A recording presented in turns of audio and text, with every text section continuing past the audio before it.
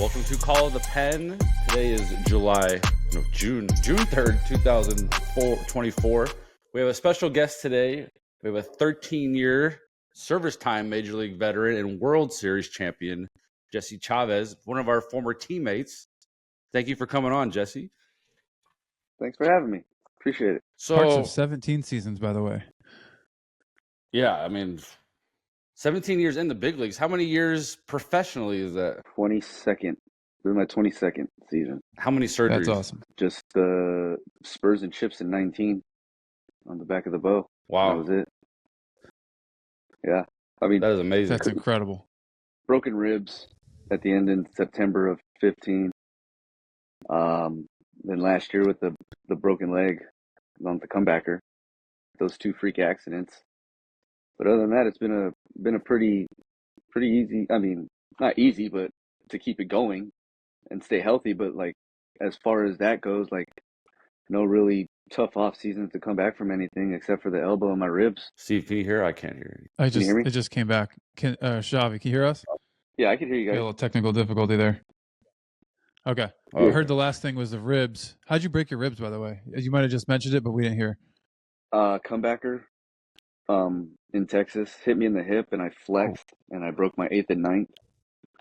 What? And yeah, I don't remember that. Then I was like, I didn't feel it till like 2 days later after we flew on the plane. This was in game 1 of the series, and then next thing you know, I wake up in Chicago, and I'm like, I can't even move. I had to like slither out of bed.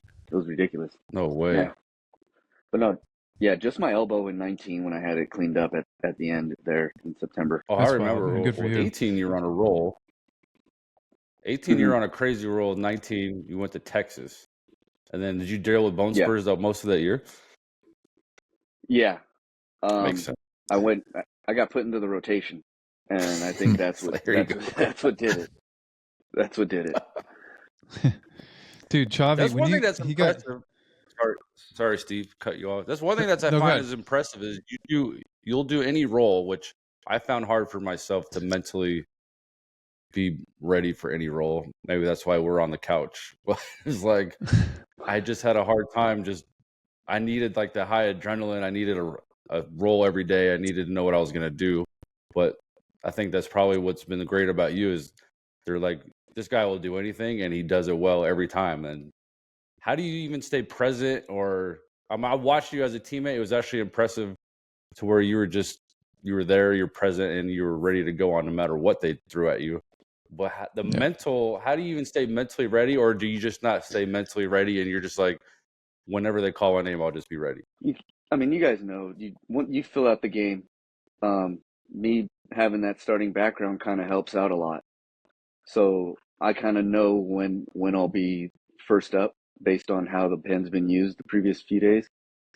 You just build that feeling in. And then with that, I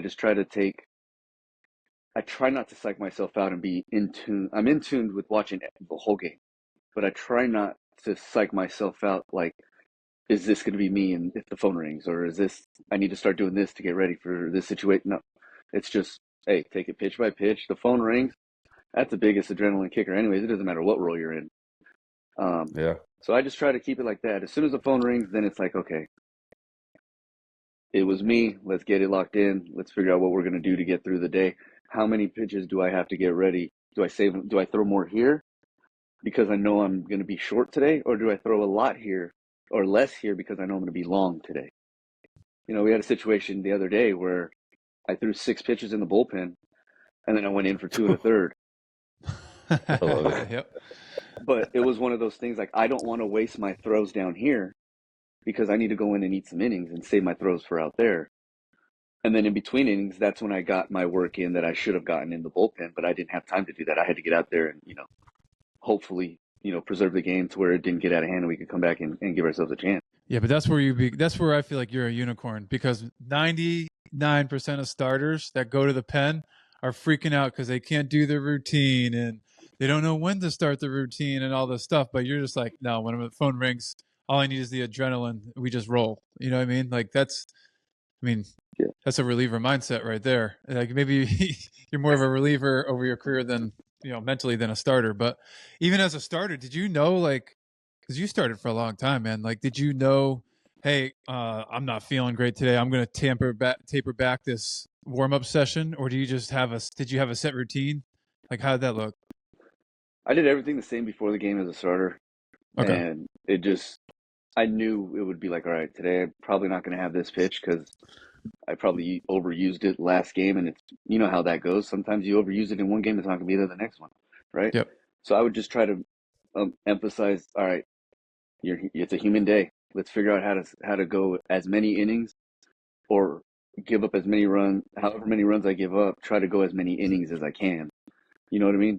To match that. So if I give up Yep. 5, get through 5. If I give up 6, find a way to get through 6. How can I give up runs fast but still preserve the innings so the bullpen doesn't get burnt? You know what I mean? Like that was my only Yeah. thought. And then now Yeah, it's like, that's okay, great. how can I get through the game to where we don't have to use any of the guys in situations they're not ready for or they're not used to? Throwing a guy that's used to being up 3. Now we got to put him in when we're down 1. Now we're all of a sudden down 3 because he wasn't ready to go in, or you know what I mean? You guys have been in those Yep. situations. They don't work out. Oh, dude. So that's I love that answer because we're especially nowadays, guys are so focused on themselves and their stats and everything like that. Like what you just said is a team mindset. Like, all right, I'm giving it up early today. How can I go as deep as I can in bullpen so the other guys don't get taxed? Like no one thinks that way anymore. I feel like it's super important for young guys to understand how like crucial that is. Oh man, I gave up 4 in the first inning. Like, woe is me. Like they just shut it down. Like, no, you still got to get after it. The rest of the team's relying on you to eat up those innings. And who knows? I've seen teams come back from an 8-run deficit. Who knows? It can happen. Mm-hmm. That's great. Well, that's why. Well, it's why you're on a winning team because winning teams always need a guy like you. Probably bring that mindset into the clubhouse. I'm sure of it's all about the team, and I try to preach that so much. No matter where we're at, no matter what sport, it's just hard for everyone to buy into that because it's social media and whatever stats, arbitration. Especially if you got guys in arbitration or like walk years, it's just so hard for them to stay present for the team. But man, freaking just keep preaching. Hopefully everyone catches on what you're doing. What is the mindset in the clubhouse there? Like you guys obviously have had a great clubhouse for many years. It seems like in Atlanta, the team is just a tough team to always play against. They're always tight knitted. What is who is the leader and what's always like to preach in that clubhouse? Everyone holds their own weight. You know, whether you're the first guy or the 26th guy, whether you're the highest paid or you're the guy making the minimum. Everybody's got a voice. There's no egos in this clubhouse. It's been like that since I was here in 2010. Wow. There's always anchors here. I think good organizations have anchors.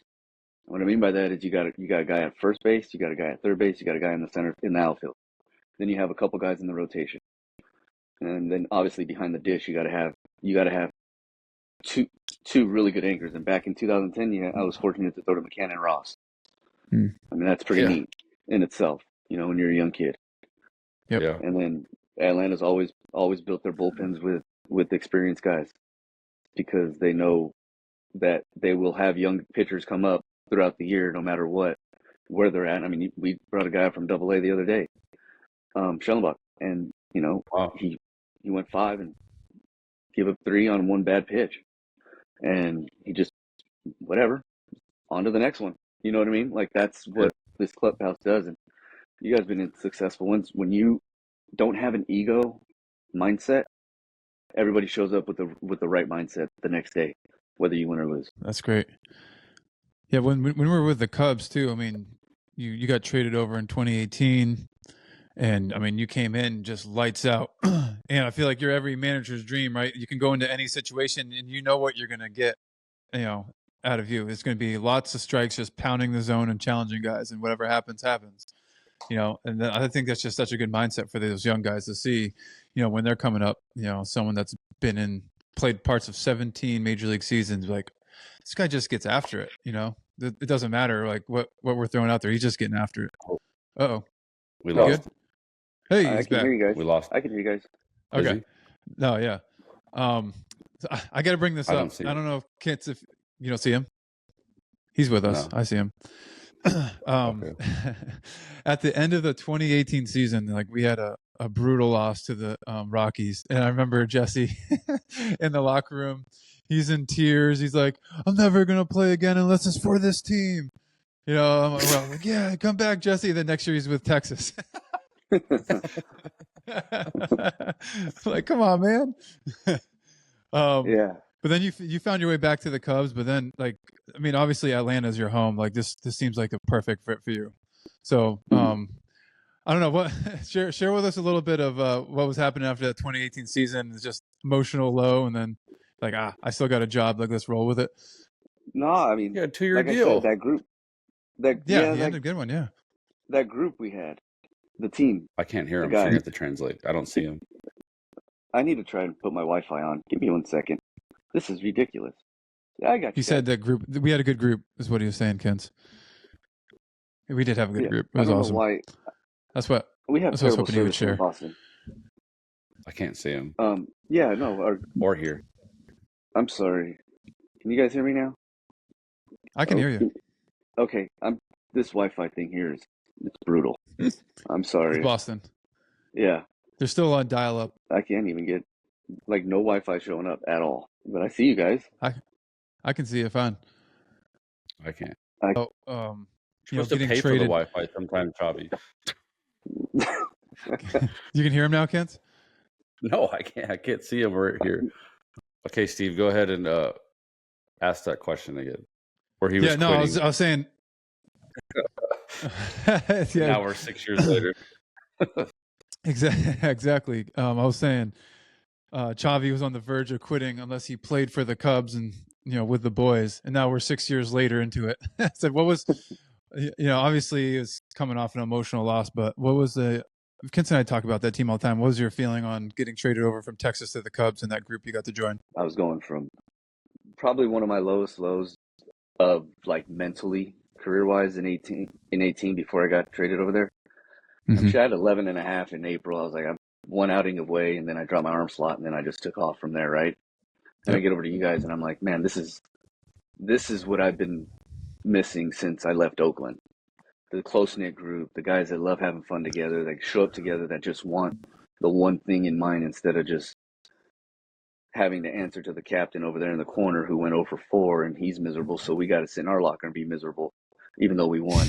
You know what I mean? Like, that's not how it should be. And I think that's kind of what I didn't know what I was going to get into if I left there again, Yeah. That's all you want when you're showing up every single day, is to show up to a good group of guys that have the same thing in mind. And that's just win. Find a way to get it done. Doesn't matter how it gets taken care of, how you do it, but that happened. And then I was like, man, well, shit, where am I going to go? And then after, having that year, I'm like, there's going to be other options. And I'm like, all right, well, shit, nothing. Not even from the Cubs. That was close enough to where the 2-year deal made sense. Dang, man. Yeah, it was like it was a gut shot for sure. Yeah. Yeah, they didn't even give you a call, right? For you. Yeah, no call. I'll say I was happy for you that you signed with the the Rangers, but I was so disappointed at the same time. I was like, man, like I want this dude back here. Like he ignited our bullpen, man. Yeah, it was fun. He's the one guy that got me into video games again. Every time we get off the bus or out of a game or in our hotel room, he'd go, "Need you, Shaq? Need you?" And go on PUBG and start wasting fools on there. Like PUBG, the whole team. Talking about the whole team, dude, at one point was playing on that thing. Like he just need you, everybody. We're like, all right, let's go, let's roll. Yeah, I mean, I don't do cards. I don't like sitting at the card table and doing all that stuff. Because you only have, playing pluck or it's only 4 guys. This time we can get like 8, 9 of us, 10 of us in a game. So I was like, I might as well. Yeah, no, that's great. I wonder why I struggled when I got traded there. No one invited me to that damn game. What's that? So no wonder why I struggled when I first got traded over there. No one invited me into that damn game. You're the only one that didn't play. You didn't play it. You didn't want to. I think I was. You didn't want to. Like, what are you guys, like 12 years old? Just trying to get my mind off giving it up the other night. I should have tried got that a dub. That's great. Hey, cool story, Ken. I don't know if you remember this, Chavez, but in 2021, I was with the Angels, right? And I hear my name being called in the stands, and I turn around, here's Chavez sitting up there in the bleachers up there, just hey, Shaq, how you doing, man? It's like, what do you do? What are you doing here? How do you not have a job? He's like, oh, I got like a tryout. I think it might have been for the Braves coming up, and I'm just seeing if I can give it one more shot. I'm like, one more shot? You're like electric. Like, how is this guy not landing a job? Guess what? Later that year, kid wins a World Series. So unbelievable. It was awesome. I was so happy for you. So I went to the field to watch, get my bag. Actually, I got released by the Angels in spring training, so I went and got my bag. And Lance was pitching that day, and I was like, you know what? Let me go watch a game from the other side. So I was like, sat there, took the girls there. We went, and I was like, you know what? I'm gonna go say hi to the guys in the bullpen. Went over there, said hi to them, obviously, and then I was like, you know what? I had a thing in my armpit, in my subscap when I got released. Had a rolled ankle, got released from the trainer's table, basically, and subscap thing. And at that time, it was still barking. So it was the first opening day I missed in my entire career. I've never been on opening roster. That was the only year I wasn't on one. And it worked out at the end of the year to be the last team standing. But it was one, like, I just picked up a ball, threw it into the canyon, and I was like, oh, arm felt fine again. Ankle felt good. Let's see what happens. Incredible. Then got numbers, sent them to Atlanta, and then the rest is history. Here we are 3 years later. Oh, that's awesome. Is that how it works? Like, you just throw bullpens and get some analytic numbers and you send them out? Is that what it is? That's all I did. I went to PFA out in Upland with Dave Coggin and got TrackMan. I sent him my agent, and he sent them off, and Atlanta was the only one that bit. Yeah. Was it they sent you the minor league, or they put you in the big leagues right away? No, I went to Gwinnett. And by the way, that year, I think I said we were probably going to be the first AAA team to be relegated to the big leagues and become a big league team. Yeah, I mean, you had Kipnis at second, Yomer Sanchez at third. We had Goins there. We had Arcia was our shortstop. Our staff was filled with a bunch of prospects. There were so many different, like, intangibles that we had on that team. You're like, dang, we might get up to the big leagues. And it was the same thing. Everybody stayed after the game, shot the shit. We had a bucket of beers. We finished the beers. All right, time to go, guys. And we'd all walk back to the hotel. It was great. You bring up the beers, so we had a question from Sean Kelly. He said, let's see. He said, ask him how many Coronas I drink per flight. And I was like, you or him after each outing. So that's 2 questions. He would have some with me, but I would probably have more of them just because I just crushed them. I loved having my Coronas. I mean, I always loved when I walked in to the clubhouse and you're already there with a towel around your elbow or getting iced up with the Corona. It was just like you were pitching so much that September, it was ridiculous, but it was like constant, like you just did your thing. This is what I do. But it was awesome. Yeah. When did you even start doing that? I don't know. Every time I just come in, I feel like my day's over with because I did everything before the game. That I was like, why do I have to wait till after the game? I just be able to have a drink. I'm not going to re-enter. I can't re-enter. So, like, it's my time to calm down. Like, hitters, when they get taken out of the lineup, they can go put their turfs on. I'm like, that's bullshit. That's true. I got to wear my cleats when I'm down. But I just felt like it's just something to calm that you did your job, or whether good or bad, get something to calm the nerves, whether it's a coffee or a Gatorade or whatever you got to get. I mean, something. And for me, if I drink the big leagues, you might as well celebrate it. Yeah. If I drank a coffee after an outing, oh man, I really wouldn't sleep at night. I'd be running off the walls. But I mean, I just figured it was just something that would just make the day easier to get over. So that way I'm not riding the high. Or we always talk about you always forget the bad, right? And we also got to forget the good too, because the good could get you in a mode where you think you're invincible, and then all of a sudden, bam, you get punched in the face, and how am I going to get back up? Yeah, we talk about that all the time. Forget the good stay there. Forget the good just as much as you forget the bad. So that's your way, I would say, of moving on to the next, like, your outing, good or bad outing. I would say that's your way of, like, just closing that day. Like, it's just your routine of closing that day. Yeah, I tell guys all the time, as a reliever, try to pitch outings in nines. Make it a 9 inning game for you. So your first outing, you're going to feel good. Your fifth outing, you're in the middle of the ball game, you're not going to feel good, especially if you're going there for the fifth time in a week. You know, Yeah. and then you get your 2 days off, and all of a sudden you feel fresh. You feel that back into the ball game coming on. You're like, how can I finish it? So I always try to break my outings up in 9. Guys do months, guys do weeks, guys do this. I just try to break my outing up in the 9 inning ball game for myself. That That's way I keep awesome. that mental going. That's really good. I've never really considered that. I've never even heard that one. But unless you throw underhand like Steve, you could throw every day. Yeah, he dropped his arm slot. There's something to that too. Maybe you should come back and throw a little bit lower. Well, why did you drop your arm slot? You just felt like this was the end and I need to change something. Well, because it brought your cut. Did you have a cutter like that before, or you thought dropping your arm slot would bring the cutter? No, I had the cutter before, but it all was just better posture, really. I was just creeping up, trying to get on top of the ball by creeping this way, instead of just keeping my stomach tucked in my arm in its natural position. That's all it was. And I went back and looked at video after I figured that out and changed it up. I was in the same slot I was in Oakland when I was starting.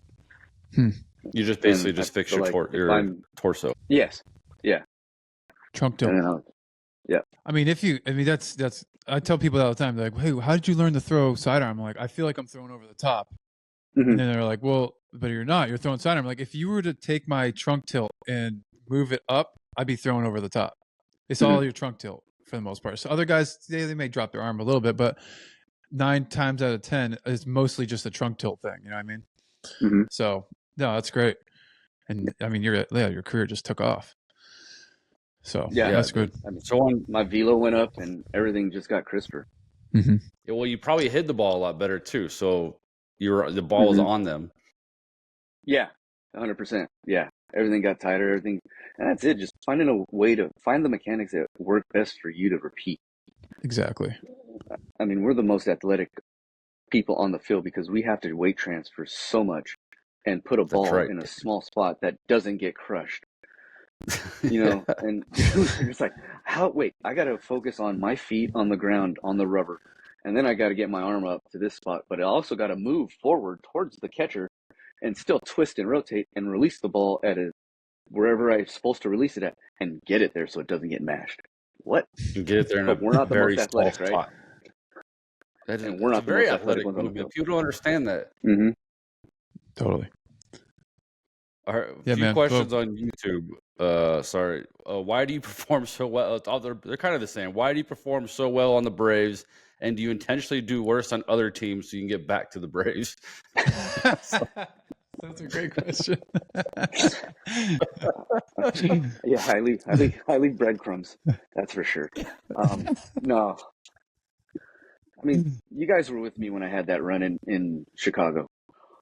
And like I said, when you're around good people, you're able to show up every single day. And the results will show up. And when you're around baseball people, that makes it that much better. I mean, we talked about Cranny. When when you got a guy like that, that's very in tune with you and not what the whole grand scheme of the thing is, that is a big plus too, because now you just focus on, oh, you're right. All I got to do is just relax and breathe and not rush. Oh, that's simple. I don't have to worry about reinventing the wheel of spinning a ball this way or making a ball throw here, throw a spot here. You know what I mean? Like move his feet, or it's like that'll all take care of itself. And then because I was a big fan of Borzy when we were in Chicago. Love Borzel. Yeah. Just because of the conversation of finishing and ending a hitter.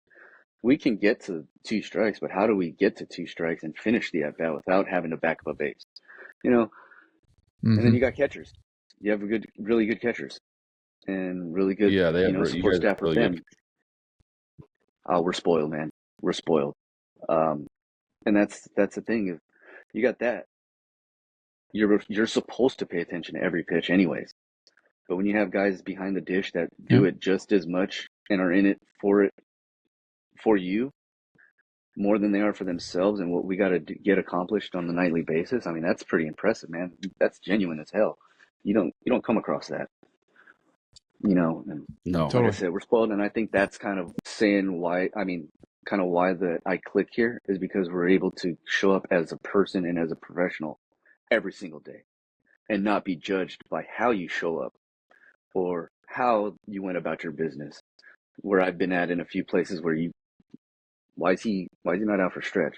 Well, because he knows what he's doing to get ready for the day. If he doesn't want to throw today, he doesn't want to throw today. But he'll be ready in the 8th inning when he needs to be, and that's what we do here. That's huge right there. You stick to your routine, and when it stops working, we'll have a conversation about it. But when it isn't, go off into the pasture, have fun. And you also seem to have a manager that has a good feel for people and the old school part of the game, putting relievers in the right position to succeed.